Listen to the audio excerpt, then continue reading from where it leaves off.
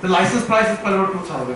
And I can give you the TAM, total available market. Now you can talk about penetration. It didn't fund me. So I asked him, okay, I said, he didn't fund me. What could I have done differently as a master of marketing? He said, I have no idea what to do. I mean, I was impressed with the analysis I did, but it didn't convince me, right? In his gut, he was not convinced. Intellectually, he had no answer, right? So that was actually another interesting thing. We all think of VCs and they're all smart and they're successful and so on. And you think I can go and blow them away with my demo.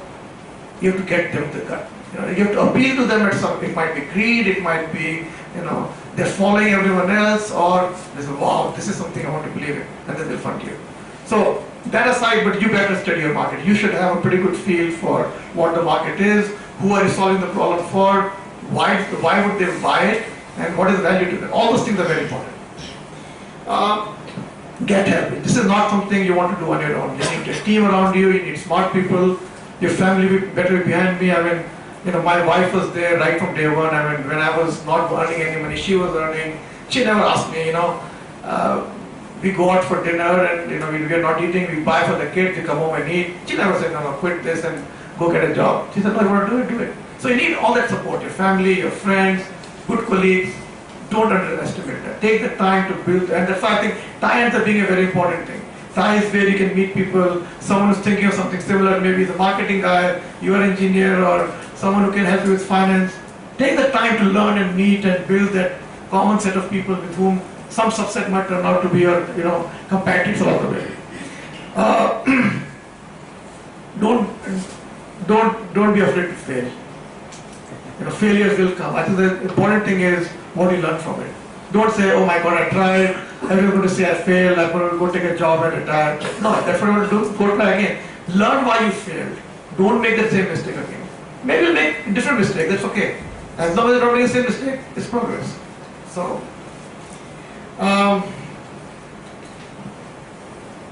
one important thing is you have to know when to persist and when to quit. And I think Selectica was an example on the other side. I really believed passionately that I can succeed, and I did. Kifets, I realized that I didn't know how to simplify it to make it usable by 30-second consumer. That's how I quit. I could build the technology, I could build the best classifier, but I don't know how to simplify. I'm not a UI person. I'm not someone who knows how to get into consumer's head and really get it down to that one bit that you say, wow.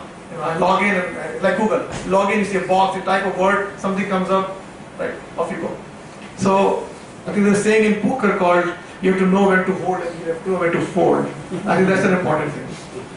And I think all of that comes from your internal convictions, your experience, your belief in the market, your preparation, and some resources. You need to have some resources. You can't be running out of money and you just say, okay, I'm going to just sell my house and keep doing it. We ran out of all the prepared questions. Let's take some surprise questions now from the audience.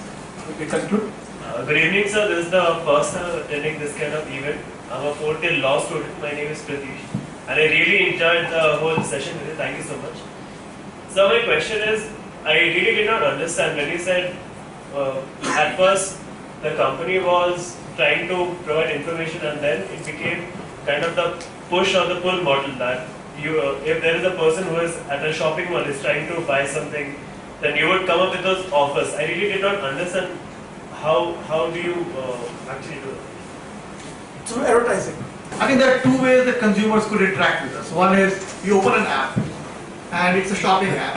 An app gives you a list of merchants and you click on say Macy's and then the app can pull from us what the offer is. Men's shirts are 20% off when you walk into the store. Or we could detect that you are near Macy's and you are good offer from Macy's. And there's an ad window at the bottom of your app. And without you asking for it, send it to you. So that's the push model. So advertising is push. Apps through which you interact is more pull. So we're doing pull in the beginning, but our reach was small. With advertising, our reach is much larger. But since we really don't know what you're looking for, we need a lot more technology to figure out are we showing the right thing to the right people at the right time. Exactly. And a practical way of looking at it is probably you're going to Phoenix and you want to shop Levi's and you have to go and you just stop at Zara's and you don't want to buy anything from Zara's. So how would you send a message to that person for that Levi's? So you might just sending some wrong message. So So if it's a wrong message, you won't click on it. So it's, as long as you keep the number of wrong messages as a percentage lower and the cost of the message lower. See, you cannot get every message right. It's not like every time I show it to someone, they like it and they buy it. As long as the percentage of times I show the right numbers is more, the money I make on the right numbers is more than the money I make on the wrong ones, I'm ahead. Okay. So you keep sending the messages. That's the idea. It's not messaging, it is actually an ad, right? Okay. If you look at apps, I don't know how it's in India and USA, not every app, but most apps will have a small window, or when the screen transition, they might be interstitial ads. So there are multiple ways of doing an ad. So all these companies work through ad networks and ad providers who can give them an ad and they'll show it. Thank you, sir.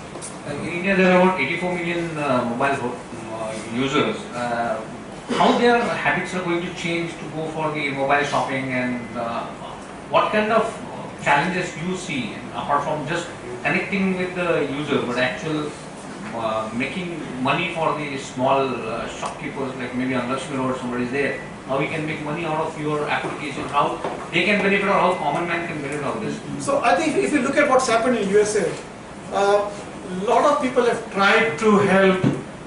Let's make a distinction between what is called hyper-local and national with local presence. That is typically the way it's defined in USA, and I know what I mean. Hyper-local is you are a one-shop company, Lakshmi Road or someplace, right? And that's the only place, you might have 3 or 4, versus, let's say, Shoppers Stop, that might have 50 locations in India. So in USA, it'll be like Macy's that has 850 stores nationwide, versus Joe's Bridal Boutique or something that might have one location on El Camino Real in Santa Clara, right? So for hyperlocal, it's actually a very tough challenge. Groupon actually was the company that showed a way that might work, and ultimately turned out to be really a house of cards. We are not going after hyperlocal. We are going after the chains. It's a Macy's, there are lots of promotions, the promotions are valid for lots of locations. There are lots of locations, so for us to find, it's not like a needle in the haystack. I mean, if I'm trying to find Joe's Bridal Boutique consumer, there's one location in Santa Clara, how many people will allocate there? 5, 2, 1, economics don't work. Macy's, 850 stores, there's thousands of people going through their doors every day. If I can locate 10%, influence 10% of that, that's a big volume. So what kind of solution you can see that that poor chap, one single owner, can get mileage out of this entire mobile, through how he can promote his business through that, or other way around, you can say. So, Groupon is an example, right? You know how Groupon works, right? They'll call this guy, they'll say, okay, you give me a 50% off offer to the consumer, and I'll keep half of the remaining money, and I'll get you 500 people, 200 people through your door. That's how Groupon became big. Because for the hyperlocal, the problem is what is called discovery. How do you know when you're looking for a bridal dress? That's the place to go. So if they run an offer which says, I'll give you 50% off, it's okay. And Groupon takes some responsibility for marketing it and reaching the consumer and signing it up.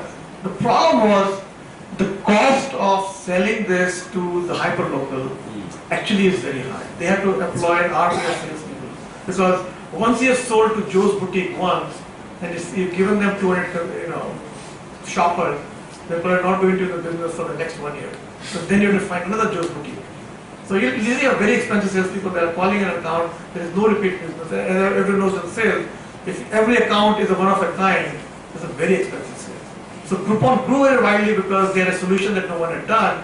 But by the time everyone began to understand the economics of the business model behind it, it was clear that this is a losing proposition. Groupon should have sold to Google, though. They were doing very well. And Google probably would have figured out how to make sense of it. But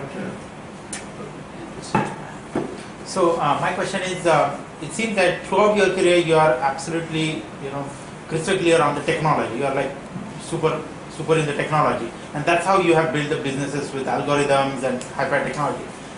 Now in India also there are so many technical founders are there, but the key thing is, although the technology is solving the problem, how do you convince the customer, right? Be it an enterprise or be it a retail or consumer, right? The value of your solution. I think one of the point that you mentioned in Kifel, that probably it did work out. We couldn't convince